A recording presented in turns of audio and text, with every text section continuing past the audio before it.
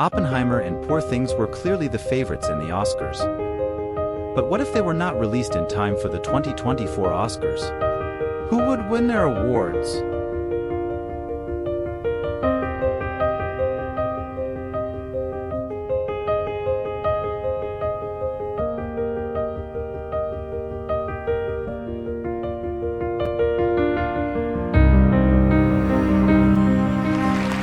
It's not really new that certain male behavior looks like the inferiority complex of a plastic doll in a cardboard box.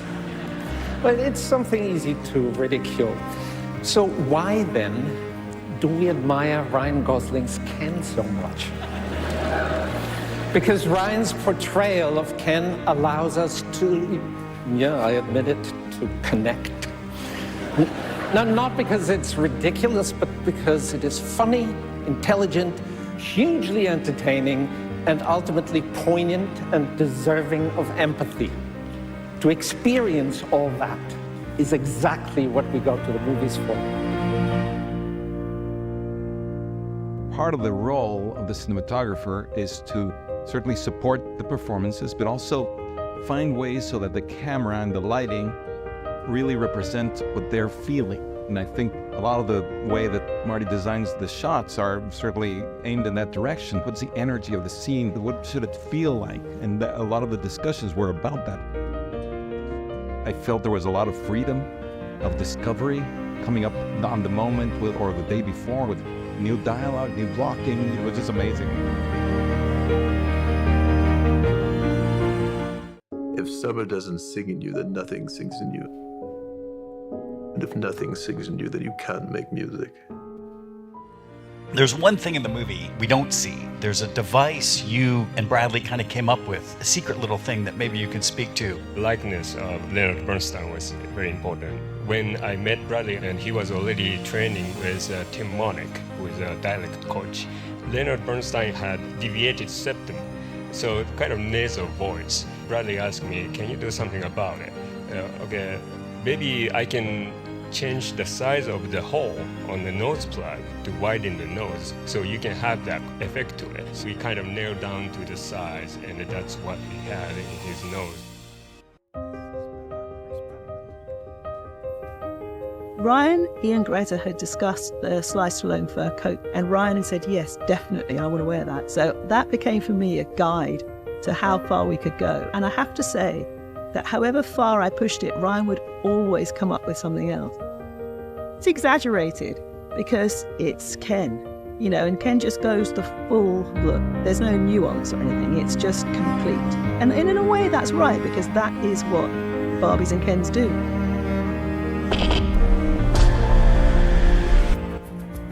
Robbie Robertson's score was the heartbeat of the movie. In certain places it had to be obviously very dynamic, and in other places it had to be very, very subtle. And that was a real delicate balance. It couldn't intrude, and at the same time, it had to drive the story.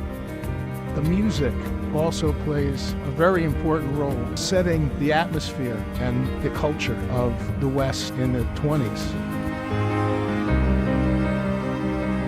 Another inspiration for Barbie was Americana. There's no wind, there's no rain, there's no elements, there's no black, there's no white, there's no chrome. It's the absence of things which make all the difference sometimes. It was capturing that toy quality, and it was learning to play again. To get the simplicity of something is the most complicated thing to do. I knew I was going to be working on a film that was very different from what Marty had done before. And I was so thrilled to be editing it. This one is a challenge because of its interesting structure. In the scenes that Marty wanted to leave without subtitles, I was a little concerned about that. But he was quite right. You hear the Osage, and you do know what's going on in this movie. The actors' performances are so wonderful.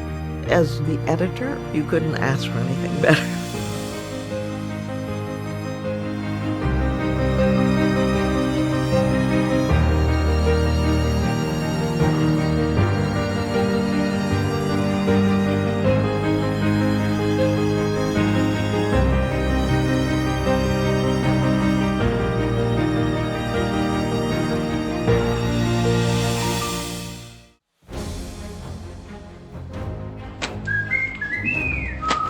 Sir, I don't understand. That's glaringly apparent. I can't fail this class. Oh, don't sell yourself short, Mr. Coates. I truly believe that you can. The greats go above and beyond in their commitment to a role, just as Daniel Day-Lewis stayed in character as Lincoln. This past year, Paul Giamatti was so committed that for the character to have a lazy eye, he wore a soft contact lens during the entire shoot, which made him blind in that eye while filming. Would I have done that? Hell yes. But the point is, you did do it, Paul. And you were brilliant again. Bravo.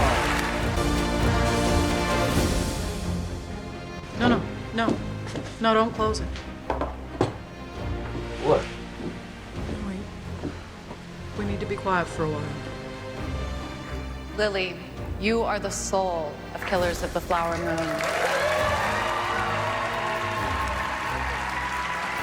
Every second of your performance as Molly Burkhart is imbued with the plight, resilience, and spirit of the Osage people. Your advocacy offset is a powerful display of dedication and leadership, illuminating and helping us reconcile one of the darkest parts of our country's history. Congratulations. There's a word in Korean, inyeon. It means providence or fate. What a good story this is. Childhood sweethearts who reconnect 20 years later and realize they were meant for each other. In the story, I would be the evil white American husband standing in the way of destiny. Shut up. He was just this kid in my head for such a long time. I think I just missed him. Did he miss you?